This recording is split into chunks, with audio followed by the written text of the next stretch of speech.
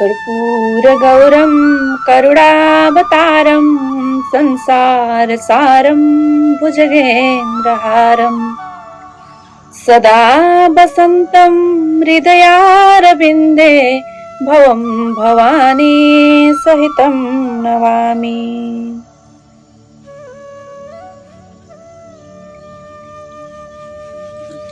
यं ब्रह्मा वरुणेन्द्र रुद्रमरुतास्तुवन्ति दिव्यस्तवैर्वेदैः साङ्गपदक्रमोपनिषदैर्गायन्ति यं सामगा। ध्यानावस्थिततद्गतेन मनसा पश्यन्ति यं योगिनो यस्यन्तं न विदुषुरासुरगणा देवाय तस्मै नमः। श्रीमच्चन्दनचर्चितो जलवपो शुक्लम्बरा मल्लिका मालालङ्कितकुण्डल प्रविलसन् मुक्तावली शोभिता। सर्वज्ञाननिदान पुस्तकधरा रुद्राक्षमालाकरा वाग्देवी वदनाम्बुजे वसतु मे त्रैलोक्यमाता चिरम्। मूकं करोति वाचालं पङ्गुं लङ्घयते गिरिं यत्कृपातमहं वन्दे परमानन्दमाधवम्। नमो भगवते तस्मै व्यासाय मिततेजसे यस्य प्रसादात् भक्ष्यामि नारायण कथामिमाम्। नारायणं नमस्कृत्य नरं चैव नरोत्तमं देवीं सरस्वतीं व्यासं ततो जयमुदीरये।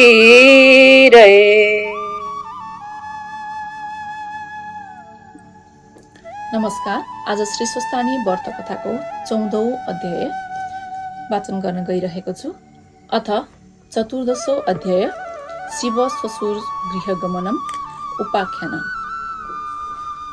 कुमारजी आज्ञा गर्नुहुन्छ हे अगस्त्य मुनि। त्यसपछि पार्वतीले श्री स्वस्तानी परमेश्वरीको प्रसाद 8 रोटी 8 अक्षता 8 बेली पुष्प 8 पान 8 कुटका सुपारी सगुन समेत हे स्वामी अब मेरो तपस्या पूर्ण भयो। बालककालदेखि हजुरलाई पति पाऊँ भनी धाइरहेकी थिए। बल्ल इच्छा पूर्ण भयो भनी महादेवका हातमा प्रसाद दिई साष्टाङ्ग प्रणाम गरिन् र हे आदि पुरुष श्री स्वस्तानी परमेश्वरीको व्रतको प्रभावले मैले हजुर जस्ता स्वामी पाएँ। म अझ अरू केही बिन्ती गर्दछु। यो संसारमा केही दरिद्र छन्, कोही दुखी छन्, कोही पापी छन्, कसैका स्त्री छैनन्, कसैका पुरुष छैनन्। अत यो व्रत प्रकाश गरिदिन पाए यस्ता सबैको कल्याण हुनेछ। यति पार्वतीको भनेको सुनि महादेव आज्ञा गर्नुहुन्छ हे प्रिय तिमी धन्य रहिछौ।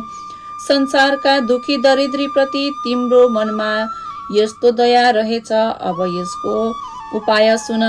पहिले अश्वस्थामा ऋषिलाई डाक्न पठाई उनलाई रसातलमा पातालमा पठाऊ। त्यहाँ उनले यो व्रत प्रकाश गरिदिनेछन्। यति महादेवले आज्ञा गरेपछि पार्वतीले अश्वस्थामा ऋषिलाई डाक्न पठाइन् र उनी आएपछि शिव पार्वतीलाई प्रणाम गरेर हे भवानी शङ्कर मलाई के कामले डाक्नुभयो भनी सोधे। अनि पार्वती आज्ञा गर्दछिन् हे अश्वस्थामा तिमी रसातल पातालमा जाऊ र त्यहाँ जो दुखी छन्, जो दरिद्र छन्, जो पापी छन्, जसका श्री छैनन् र जसका सन्तान छैनन् तिनीलाई यस्तो विधिले व्रत गराऊ भनी आफूलाई विष्णुले दिएको उपदेश चाहिँ सारा व्रत विधि बताइन् र पाताल जाने विधा दिइन्। पार्वतीको आज्ञा सुनि अश्वस्थामा ऋषिले शिव पार्वतीलाई प्रणाम गरी रसातल पातालमा गए। हे अगस्त्य मुनि, त्यसपछि एक दिन महादेवले यी पार्वती कतिकी बाठी रहिछन् जाँच गर्नु पर्यो भने आफू कसैले नदेख्ने स्थानमा लुक्न जानुभयो। महादेवलाई नदेखी पार्वती यताउति खोज्दै गइन्, तर कहीँ पनि पाउन सकिनन्। अनि चित्त आकुल गरी कता जानुभयो होला भन्दै अनेक स्थानमा खोज्दा लुकिरहेका महादेवलाई भेटाएर भनिन्, हे स्वामी, हजुर किन मलाई छली लुक्न जानुभयो? म राम्री भइन कि हजुरको मन परिन कि मलाई किन छाडेर अन्त जानुभयो? पार्वतीले त्यसरी भनेको सुनि महादेव केही पनि नबोली मनमा नै भन्न लाग्नुभयो, यी पार्वतीले मलाई यसै छाड्ने भएनन्। अब रूप फेरेर अर्को रूप धारण गरी वन विहार गर्न जान्छु भन्ने निश्चय गरी अन्तर्ध्यान भएर श्लेष्मान्तक वनमा किरातीको रूप धारण गरी शिकार खेल्दै हिँड्न लागे। पार्वतीले फेरि महादेवलाई देखिनन् र मनमा नै दुःख मानी यसरी महादेवले मलाई किन छल्नुभयो भन्ने शंका गरी ध्यान दृष्टिले विचार गर्दा महादेव किरातीको रूप धारण गरेर श्लेष्मान्तक वनमा शिकार खेल्दै हिँडेको थाहा पाइन् र महादेवलाई झुक्क्याउनको लागि अत्यन्त राम्री किरातिनीको रूप धारण गरी अनेक हावभाव कटाक्षले युक्त भएर श्लेष्मान्तक वनमा पुगी एउटा ठूलो वृक्षको छायामा बसिरहिन्। केही बेरपछि महादेव पनि डुल्दै त्यही आउनु भएर किरातिनी रूप पार्वतीलाई त्यहाँ बसिरहेकी देखेर तिनको रूपमा मोहित भई सोध्नुभयो, हे सुन्दरी, तिमी को हौ? देवकन्या हौ कि यक्षकन्या हौ? नागकन्या हौ कि स्वर्गकी अप्सरा हौ? मैले देख्दा त तिमी जस्ती सुन्दरी यस संसारमा हुन दुर्लभ छ। एक्लै यस्तो वनमा आएर किन बसिरहेकी? तिमीलाई डर पनि लाग्दैन कि यो भयंकर वनमा जंगली जन्तु बाघ हात्ती आदिको पनि कति भय नमाने निर्धक्कसित किन बसेकी छौ? यति किराती रूप महादेवको आज्ञा भएको सुने पार्वतीले महादेव यिनै हुन् भन्ने चिनेर मनमा नै दण्डवत प्रणाम गरिन्। त्यस बेला महादेव कस्तो रूपमा आउनु भएको थियो भने बायाँ हातमा धनुष, दाहिने हातमा त्रिशूल लिएका, काँधमा सर राख्ने, ठोक्रो भरेका, नाकका गहना लगाएका, देख्दैमा डरलाग्दो मूर्ति भएका यस्ता किराती रूप महादेवसित पार्वती भन्दछिन्, हे किरात, म यहाँ बसेको धेरै दिन भयो। किरातिनी हुनाले वनजन्तुको डर पनि लाग्दैन। म यहाँ तपस्या गरेर बसेकी छु। यस्तै प्रकारले दुवै दम्पतिले परस्पर कुरा गर्दै साँझ पर्यो र किरातिनी रूप महादेवले भन्नुभयो, हे सुन्दरी, तिमी पनि एक्लै रहेछौ, म पनि एक्लै छु। आज हामी दुवै यही बास बसौं। महादेवको यस्तो वचन सुनि पार्वती भन्दछिन्, हे किरात, तिमी लोग्ने मानिस, म स्वास्नी मानिस, यस्तो जंगलका बीचमा एक्लै अरू कोही नभएको स्थानमा कसरी एकै ठाउँमा बास बसौं? फेरि पुरुष जातिको मनमा धर्म हुँदैन। राम्री स्त्री देखेपछि माता पिता घरद्वार सबै बिर्सन्छन्। तसर्थ एकै ठाउँमा बास नबसौं, यो कुरा नगर। यति किरातिनी रूप पार्वतीले भनेको सुनि किराती रूप महादेवले, हे सुन्दरी, यस कुरामा तिमीले शंका नगर भन्नुभयो र दुवै स्त्री पुरुष त्यही वृक्षमुनि बास बसे। त्यही क्रमले बस्दा बस्दा निकै दिन बित्यो र एक दिन पार्वतीले विचार गरिन्, यी भोलेनाथ सधैँ यसरी नै बसेर पनि निर्वाह गर्न सक्दछन्। अब केही युक्ति गर्नु पर्यो भनी निश्चय गरी महादेवलाई छलेर आकाशवाणी भए झैं गरी भन्न लागिन्, हे जगदीश्वर, हजुरले याद नराख्दा हामी ब्रह्मा विष्णु इन्द्र आदि सबैले साह्रै कष्ट पायौं। यसै गरी बस्नुभयो भने हाम्रो कल्याण कसरी होला? कैलाश शून्य भएको निकै दिन भइसक्यो।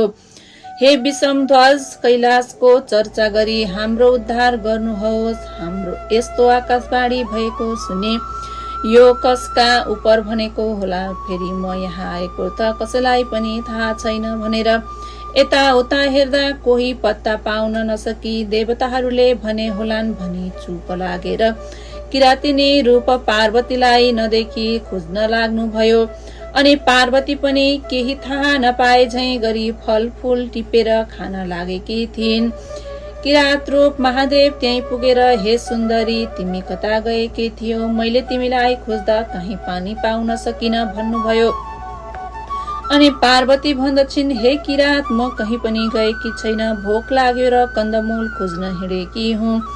यसरी कुरा गर्दै गर्दै पूर्णचन्द्र भन्दा पनि राम्री पार्वती देखेर चित्त चञ्चल भई कामले पीडा गर्दा महादेवले किरातिनी स्वरूप पार्वतीलाई समात्न जाइ लागे। त्यो देख्न साथ किरातिनी रूप पार्वती भन्न लागिन्, हे किरात तिमी कस्ता रहेछौ, के तिम्रो धर्म यही हो? मैले त श्री महादेव बाहेक अरू कसैलाई स्वामी स्वीकारेको छैन भन्ने प्रतिज्ञा गरेर यस वनमा आई उनकै तपस्या गरेर बसेकी छु। तिमी यस्तो गर्छौ भने म श्राप दिई आत्महत्या गर्नेछु।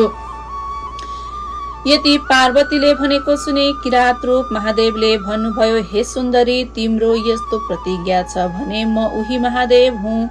वन विहार गर्न मन लागेर यहाँ आएको हुँ, नपत्याए हेर भनी आफ्नो ज्योति स्वरूपको दर्शन दिनुभयो।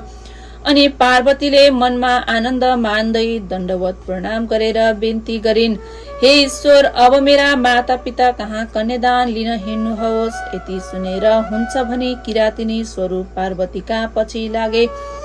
केही बेरसम्म हिमालय पर्वतका घर पुगे अनि महादेवलाई यिनी त पार्वती पो रहेछन् भन्ने ज्ञात भयो र मलाई छली आफ्ना माता पिता कहाँ ल्याइन्, अब कसो गरौं भनी लाज मानी त्यहाँबाट अन्तर्ध्यान भई किरातेश्वर शिवलिङ्ग भएर श्लेषमान्तक वनको उत्तरतिर गई बसिरहनु भयो। फेरि महादेवलाई नदेखेर चिन्ताग्रस्त भएकी पार्वतीले ध्यान दृष्टिले हेर्दा किरातेश्वर शिवलिङ्ग भएको थाहा पाई पार्वती पनि नित्य बागमतीमा स्नान गरी किरातेश्वर शिवको ध्यान र षोडशोपचारले पूजा गर्दै तपस्या गर्न लागिन्। पार्वतीले स्नान गरेकी हुनाले त्यस स्थानको नाम गौरी घाट भयो। जो मनुष्य गौरी घाटमा स्नान गरेर किरातेश्वरको दर्शन गर्ला त्यसका सबै पाप नाश भएर सुख शान्ति भई त्यस लोकमा अनेक सुख भोग परलोकका कैलाशवास होला। हे मुने त्यही क्रमले पार्वतीले कठोर तपस्या गरेको देखि शिवजी प्रसन्न भएर आफ्नो ज्योति स्वरूपको दर्शन दिए। अनि पार्वतीले अत्यन्त हर्षसाथ शिवका पाउमा दण्डवत गरी अञ्जली गरेर बिन्ती गरिन्, हे स्वामी हजुरले मलाई किन यसरी बारम्बार दुःख दिनुभएको? म हजुरकी मन परिन कि भनी अनेक विस्मात गरेको सुनि प्रत्यक्ष भएर पार्वतीलाई अङ्कमाल गरी काखमा राखेर त्यहाँबाट अन्तर्ध्यान भई हिमालयका घर जानुभयो। त्यसरी छोरी ज्वाइँ घरमा आएको देखेर हिमालयले अत्यन्त आनन्द मान्दै सिंहासनमा राखेर 84 व्यञ्जन तयार पारी भोजन गराए। त्यहाँ 2-4 दिन बसेपछि एक दिन महादेवले पार्वतीसित भन्नुभयो, हे प्रिय कैलाश शून्य भएको धेरै दिन भइसक्यो, अब यहाँ बसेर के गर्नु छ? कैलाश जाउँ, हिँड तिम्रा माता पितासित बिदा माग्न जाउँ। यति भनी दुवै दम्पति गएर हिमालयसित भन्नुभयो, हे पिता सतीदेवी मरेदेखि आजसम्म कैलाश शून्य छ, अब बिदा पाए कैलाश जाने थिए।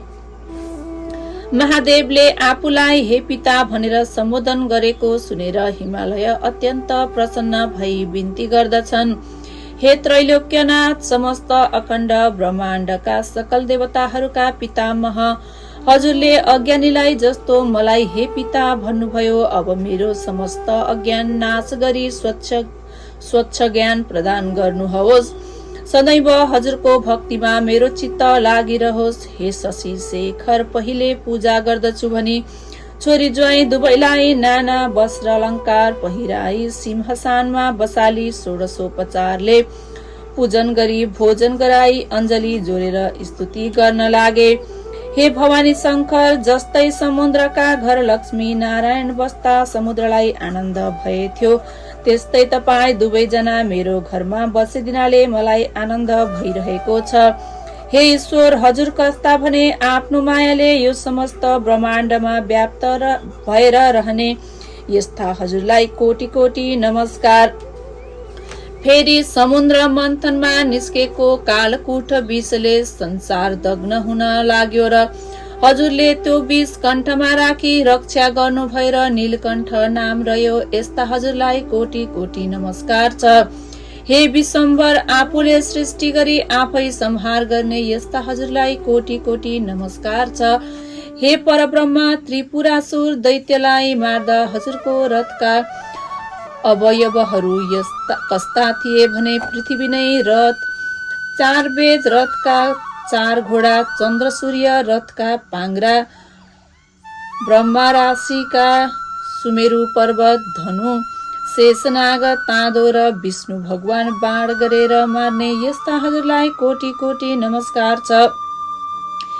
हे युगनायक ब्रह्मा पनि तपाईँ, स्थावर जङ्गम पनि तपाईँ, यमका यम पनि तपाईँ, नारायण पनि तपाईँ, सत्व रज तम त्रिगुण पनि तपाईँ, जीवन र मृत्यु पनि तपाईँ, देवताका देवता पनि तपाईँ, अनाथका नाथ पनि तपाईँ, विश्वरूप पनि तपाईँ, अष्टवसु र द्वादश दित्य पनि तपाईँ, दिक्पाल पनि तपाईँ, सम्पूर्ण ब्रह्माण्डका प्राणीको हृदयमा बसी पाप पुण्यका साक्षी भइरहेका पनि तपाईँ। हे शम्भु, हजुरको महिमा वर्णन गर्न शेषनाग र सरस्वती र ब्रह्माले पनि नसकेको म कसरी सक्नेछु। यसरी हिमालय पर्वतले स्तुति गरेको सुनि महादेव प्रसन्न भएर हँसिलो मुख पारी, हे गिरिराज, तिम्रो श्रद्धा भक्ति देखेर म प्रसन्न भएँ। सदैव मेरो भक्तिमा चित्त लगाई अन्त्यमा कैलाश पद प्राप्त गरे। अब हामी जान्छौँ भनी हिमालय पर्वत र मेनकासित बिदा लिई साँडेमा चढेर पार्वतीलाई काखमा लिई कैलाश पर्वतमा गएर प्रमथगण सहित भई आनन्दले रहँदा भए। इति श्री स्कन्द पुराणे केदारखण्डे माघमात्मे कुमारगस्त्य संवादे श्री स्वस्तानि परमेश्वर्याय व्रतकथायां शिव पार्वती कैलास प्रवेशो नाम चतुर्दशो अध्याय समाप्त।